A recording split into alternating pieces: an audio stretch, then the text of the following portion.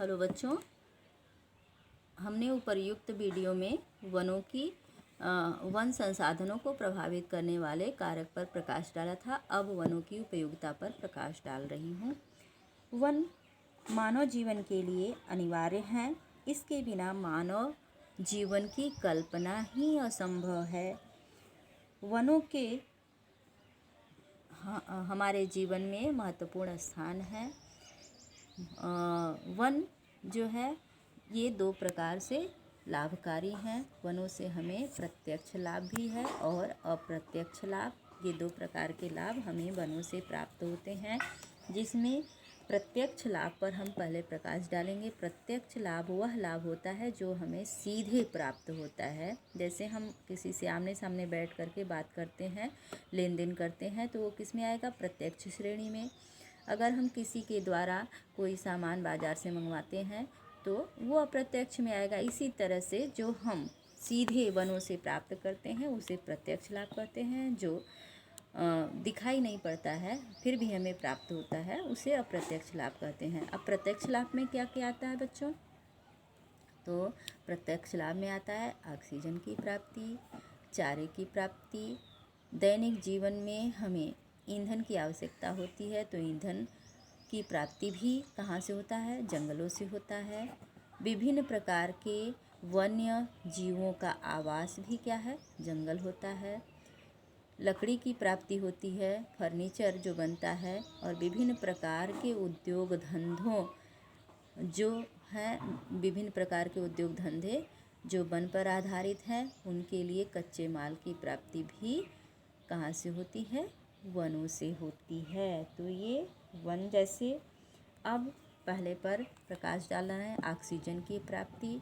Oxygen हमें कहाँ से मिलता है? पेड़ पौधों से मिलता है। पेड़ पौधे जो हैं वो ऑक्सीजन बनाते हैं और हम ऑक्सीजन को ग्रहण करते हैं। तो अगर वन नहीं रहेंगे तो हमें ऑक्सीजन की कमी हो जाएगी।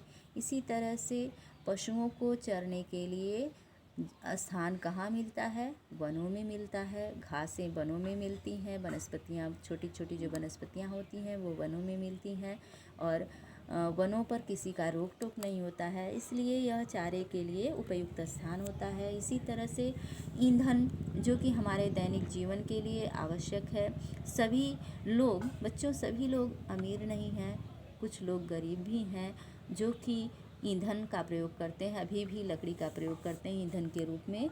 तो उनके लिए लकड़ी कहाँ से मिलेगा? अगर वो किसी के पेड़ से जाएंगे तोड़ने तो क्या होगा? लड़ाई होगा, झगड़ा होगा। लेकिन जंगल जो है उसमें अगर ये लकड़ी तोड़ते हैं जंगल के आसपास रहने वाले, तो किसी भी प्रकार का लड़ाई झगड़ा नहीं होगा और उनकी आवश्यकता की पूर्ति हो जाती है, अर्थात ईंधन के स्रोत हैं। इसी तरह से विभिन्न प्रकार के जीव जंतु, छोटे कीड़े मकोड़ों से लेकर के बड़े बड़े जीव जंतु जो हैं वनों में पाए जाते हैं। पशु, विभिन्न प्रकार के पशु वनों में रहते हैं, जैसे हाथी, गैंडा, शेर, भालू, कीड़े मकोड़े जैसे सांप, गोंजर, केकड़ा, छिपकली, बिच्छू, सभी प्रकार के जीव जंतु जो हैं कहाँ पाए जाते हैं? वनों में पाए जाते हैं। अगर वन कट जाएंगे, वनों का विनाश हो जाएगा तो क्या होगा? ये विलुप्त हो जाएंगे, इनका अस्तित्व ही समाप्त हो जाएगा। और आजकल जैसा कि समाचार में आप लोग सुन रही होंगी कि जंगली हाथी जो है ये जहाँ पर लोग रहते हैं आवासीय क्षेत्रों में घुस आया है। तो इसका कारण क्या है? कि वनों की कमी हो रही है, इसलिए कभी कभी हाथी, शेर, चीता ये क्या होते हैं? आवासीय क्षेत्रों में घुस जाते हैं, जहाँ पर लोग रहते हैं वहाँ घुस जाते हैं। यह क्या है? इससे लोगों के जान माल का खतरा उत्पन्न हो जाता है और काफ़ी मशक्क़त के बाद ये पकड़े जाते हैं। तो इसका मतलब क्या हुआ कि आजकल जंगलों का क्षेत्रफल घट रहा है, जो कि जीव जंतुओं के लिए बहुत ही हानिकारक है। और वनों पर आधारित विभिन्न प्रकार के उद्योग जैसे दिया सलाई उद्योग है, दवाई उद्योग है, दवा भी विभिन्न प्रकार की जड़ी बूटियाँ वनों में पाई जाती हैं तो इससे दवा बनता है। इसी तरह से लाख उद्योग है। तो ये जो उद्योग है, रबर उद्योग है, कत्था उद्योग है, प्लाईवुड उद्योग है, खेल का सामान बनाने का जो उद्योग है, ये सब कहाँ पर आधारित है? वनों पर आधारित है।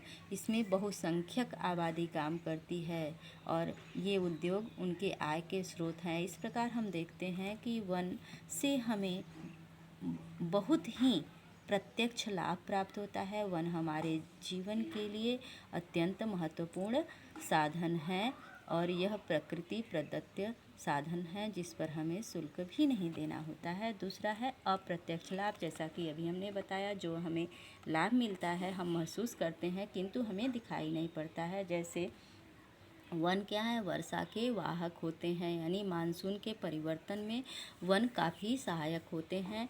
अगर वन नहीं होंगे तो क्या होगा, मानसूनी हवाएं जो है रुकेंगी नहीं। किसी भी क्षेत्र विशेष में मानसूनी हवाओं के लिए कोई रुकावट नहीं होगा, मानसूनी हवाएं पार हो जाएंगी। जैसा कि राजस्थान में होता है तो क्या होता है कि वर्षा नहीं होती है। इसी प्रकार से भूमि के कटाव में को रोकने में सहायक हैं पेड़, जैसा कि हमने बताया था भूमि संसाधन के अंतर्गत, मृदा संसाधन के अंतर्गत, कि अगर पेड़ों को बेल्ट की तरह लगा दिया जाता है तब एक लाइन से वृक्षों को खेतों के चारों तरफ से घेर दिया जाता है। खेत ही क्या, अगर जंगल जैसे है तो क्या करता है, भूमि को कस करके, पेड़ों की जो वृक्ष होते हैं उनके तने कस करके भूमि को जकड़े रहते हैं, इसलिए मिट्टी का कटाव एवं बहाव कम होता है।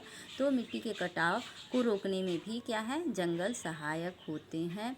बाढ़ नियंत्रण में सहायक होते हैं। क्या करते हैं जंगल, नदियों में जो बाढ़ आ जाती है अत्यधिक वर्षा के कारण, तो उसको रोकने में भी जंगल सहायक होते हैं।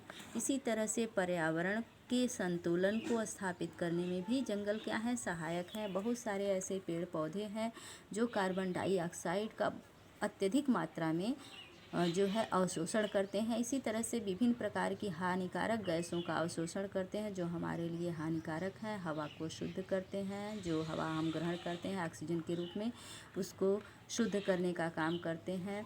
साथ ही धरातल के तापमान को जो है नियंत्रित करते हैं। तो इस प्रकार के जो वनों से अप्रत्यक्ष लाभ होते हैं वो भी हमारे लिए अत्यंत महत्वपूर्ण हैं। इस प्रकार वन हमारे जीवन के लिए ही नहीं, पशु पक्षियों, वनस्पति, विभिन्न प्रकार के जीव जंतुओं, पशुओं और पर्यावरण के संतुलन के लिए अति महत्वपूर्ण है, आवश्यक हैं। अब आगे हम अगले वीडियो में वनों के प्रकार पर प्रकाश डालेंगे। कितने मिनट का हुआ?